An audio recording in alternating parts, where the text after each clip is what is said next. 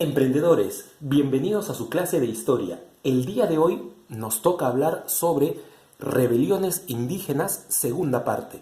Hoy nos toca ver la rebelión de José Gabriel Condorcanqui y Micaela Bastidas. Del tema que vamos a hablar el día de hoy es sobre la rebelión más fuerte ocurrida durante el periodo virreinal.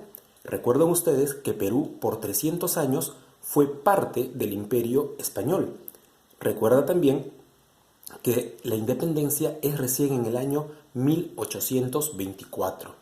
Así que cuando hablemos del siglo XVIII, que es el siglo que estamos revisando desde que hemos empezado nuestras clases, todavía nos encontramos en la etapa virreinal. Es decir, el Perú todavía no es un país independiente, es un virreinato. Así que cuando digamos que José Gabriel Condorcanqui nació en 1738 y Micaela Bastidas nació en 1744, todavía ellos han nacido en el virreinato del Perú. Ellos dos, ambos personajes, en el año 1760, muy jóvenes, se llegarán a casar y constituirán una familia con determinadas características. Por ejemplo, en el caso de José Gabriel Condorcanqui, él había heredado por parte de sus familiares 3 curacazgos. ¿Qué cosa era un curacazgo? Era una gran extensión de tierra en donde no solamente tenías la propiedad sobre muchas extensiones de la misma tierra, sino que además dependían de ti todos sus trabajadores, todos los indígenas que quedaban dentro de ese territorio. Por ejemplo, él era curaca de Tungazuca, él era curaca de Pampamarca y era curaca también de Surimaná. Pero no solamente eso, sino que también había heredado tierras en Carabaya. Pero no solamente eso, tenía también muchas haciendas en donde se producía sobre todo tubérculos, papa. Pero también tenía vetas mineras, es decir, territorios en donde podías explotar la minería. Pero además, y esta actividad es clave para nuestro tema de hoy, José Gabriel Condorcanqui tenía un promedio de 500 mulas. Y recuerda tú que en el siglo XVIII tener una mula es tener una bestia de carga que te permite transportar mercadería de un lugar a otro. Decir 500 mulas en el siglo XVIII es como decir hoy por hoy 500 camiones. Es decir, que tenía una riqueza muy superior al común de las personas en el siglo XVIII. Por parte de Micaela Bastidas, ella no venía de una familia noble, ella no venía de una familia privilegiada, pero tenía su familia un negocio de comercio bastante bien constituido. Por lo tanto, resumen, José Gabriel Condorcanqui es un curaca, es decir, es una autoridad indígena y no es cualquier persona, tiene una de las mejores educaciones, también ha sido instruido por los jesuitas en los mejores colegios del Cusco. Aprenderá a hablar castellano, pero también aprenderá a hablar latín, así que era una persona sumamente cultivada. Ya habíamos dicho, fue una familia con privilegios. Seguimos.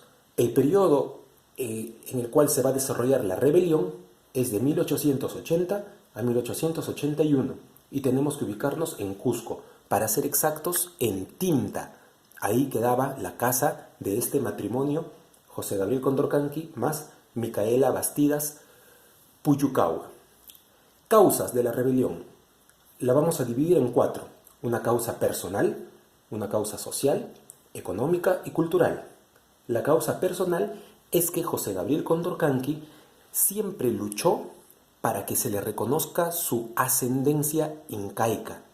Es cierto que él tenía muchos privilegios y venía de una familia de muchos privilegios, pero ni en Lima le querían reconocer su ascendencia incaica, es decir, imperial, ni tampoco las 12 panacas del Cusco, que sí estaban reconocidas como descendiente de los antiguos emperadores, lo reconocían.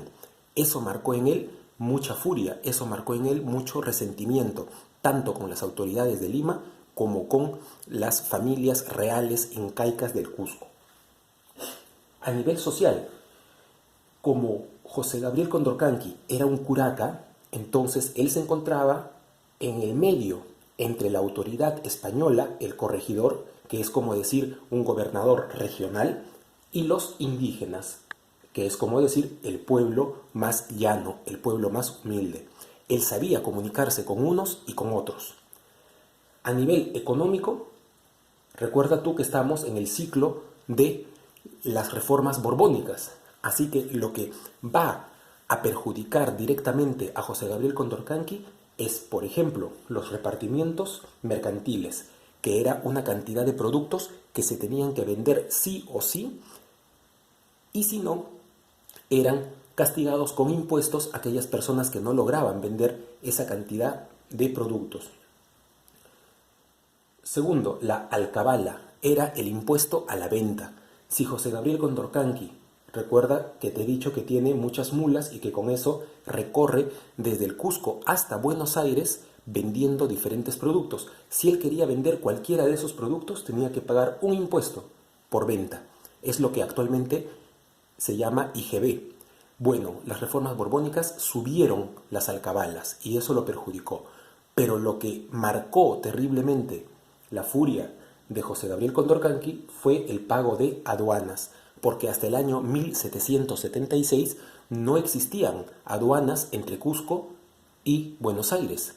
Sin embargo, con la creación del Virreinato del Río de la Plata, ahora él tendrá que pagar un nuevo impuesto para cruzar por Azángaro y llegar al Alto Perú, que ya no pertenecía al Virreinato del Perú. Ahora el Alto Perú, hoy llamado Bolivia, pertenecía al Virreinato del Río de la Plata.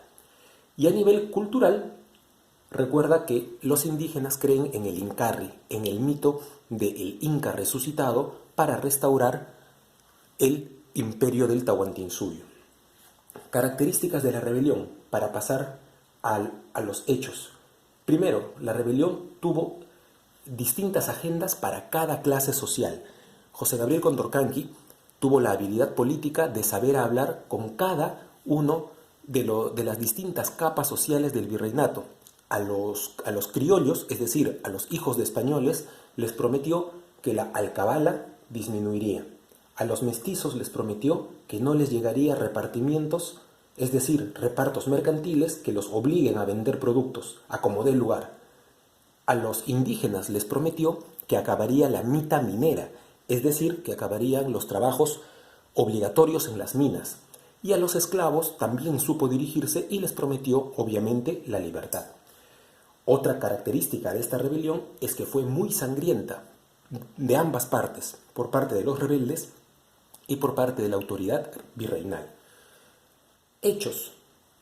La rebelión en sí se divide en dos fases. La primera, la liderada por Condorcanqui, también se le llama como la fase quechua. Se desarrolla sobre todo en el actual Perú. Y la segunda fase, liderada por Juan Apaza, apodado Túpac Katari, se le llama la fase aymara, desarrollada sobre todo en la actual Bolivia, en ese momento llamado Alto Perú. Empecemos con la fase quechua. José Gabriel Condorcanqui empieza secuestrando y ejecutando en la plaza del Cusco al corregidor Antonio de Arriaga. Eso no era poca cosa, es matar a la persona más importante del Cusco. Y con eso logró enfurecer terriblemente al virreinato, de tal modo que convocan al señor Juan Antonio de Areche, que era un espía y militar, para que se encargue de sofocar, de terminar esta rebelión. Aquí apunto que la muerte de Antonio de Arriaga, del corregidor, fue muy cruel. Primero lo ahorcaron, luego lo degollaron y le sacaron la lengua delante de todos los pobladores del Cusco. Luego llega el 18 de noviembre, seguimos en el mismo mes, solamente a 2 semanas. Ahí se desarrolla la batalla de Sangarará, en donde, aprovechando el conocimiento del territorio, los rebeldes están a la expectativa de que muchos militares del virreinato han ido a descansar a la iglesia de Sangarará y en la noche bajan hacia el pueblo y queman la iglesia con personas dentro, incluido el propio cura. A partir de ahí, José Gabriel Condorcanqui comenzará a ir perdiendo adeptos, sobre todo en los criollos, que son descendientes de españoles, y en los mestizos, se asustarán. Y sobre todo comienza a ganar mucha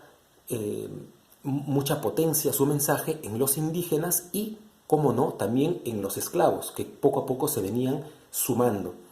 Es apodado Túpac Amaru II, porque él sostenía que era descendiente del último inca de Vilcabamba, llamado Túpac Amaru. La Iglesia Católica lo excomulga. Él, José Gabriel Condorcanqui, Túpac Amaru, que era sumamente católico, es expulsado de la Iglesia Católica. Y esto hace que muchos de sus seguidores también salgan y dejen de apoyarlo. A la vez se une una mujer muy importante, tan importante como Micaela Bastidas, que es Tomasa Tito Condemaita. Ella era también una curaca, una mujer muy importante, indígena. Entre ambas se van a encargar de la logística de la revuelta, de la revolución o de la rebelión, como le podamos llamar a esta primera fase. Ellas se van a encargar de conseguir las armas, ellas se van a encargar de poner en práctica muchas de las batallas que hubo, ellas se van a encargar de ordenar a las guerrillas. La rebelión toma la ruta del sur, es decir, ya que saben que es muy difícil llegar hacia Lima, entonces deciden ir por la ruta que ellos conocían. ¿Te acuerdas que yo te he dicho que José Gabriel Condorcanqui vendía sus productos entre Cusco y Buenos Aires? Bueno, entonces ellos se van hacia el sur porque conocían muy bien y comienzan a ganar adeptos, comienzan a ganar seguidores. El 2 de enero de 1781 bajan nuevamente al Cusco con muchas personas. Se dice que con más de 30.000 personas y asedian el Cusco, lo tienen completamente desestabilizado, parado. Sin embargo, tienen que retirarse para regresar el 5 de abril de 1781, en donde se desarrolla la batalla de Checocupe.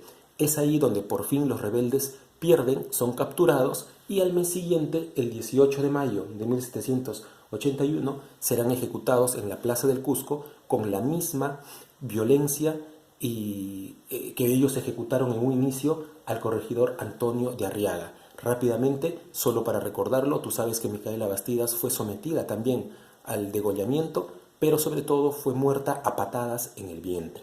Eso lo tuvo que presenciar el propio Túpac Amaru II, igual que el ahorcamiento a su hijo, y él mismo fue condenado a morir completamente cercenado y jalado su cuerpo por caballos. Cuenta la historia que los caballos no pudieron cumplir con su tarea y es por eso que él, aún vivo, fue sometido a distintos machetazos para de esa manera esparcir su cuerpo por tierras que nadie conozca y no se puedan transformar en una tumba de culto. Pasamos a la segunda fase. Esta segunda fase está liderada por Juan Apaza, apodado Túpac Katari, que recogió el mensaje de la rebelión de Túpac Amaru II. Tenemos que localizarnos en La Paz, actual Bolivia, en ese momento Alto Perú. El hecho más importante fue el cerco de La Paz, que duró casi 4 meses. Imagínense ustedes una ciudad rodeada en donde no puede entrar ningún producto, en donde incluso el uso del agua esté completamente restringido por 4 meses. Definitivamente fue un caos total. Incluso se decidió inundar la ciudad, pero Túpac Katari fue traicionado por uno de sus propios hombres que logró entenderse con los españoles y de esa manera la rebelión quedó truncada. Consecuencias. Primero, desaparecen los corregimientos, es decir, el cargo de corregidor ya no habrá más y ahora serán las intendencias. Ahora los intendentes serán autoridades militares. Segunda consecuencia, se crea la audiencia del Cusco, es decir, ahora habrá oidores, jueces, si decimos en una palabra moderna, directamente en el Cusco, para atender todas las demandas de la población más directamente. Se suprime la mita, es decir, el trabajo obligatorio en las minas. Se suprime los repartos mercantiles, lo que les hablé hace unos minutos. Y por último, se prohíbe incluso hablar el quechua o todo lo que tenga que ver con respecto al quechua y también se prohíben los símbolos incaicos. Solamente como un dato curioso, la propia obra del Inca Garcilaso de la Vega, los comentarios reales quedarán proscritos, quedarán prohibidos y quien tenga algún libro del Inca o algo con respecto al incario podrá ir incluso preso o perder la vida. Es ahí donde empieza una represión contra los indígenas y también contra los propios criollos y mestizos que se atrevieron a acompañar en algún momento a Túpac Amaru II. Muy bien, alumnos, espero que hayamos podido aprender algo más sobre este tema y nosotros nos reencontremos prontamente para ver más temas de nuestro libro. Muchas gracias.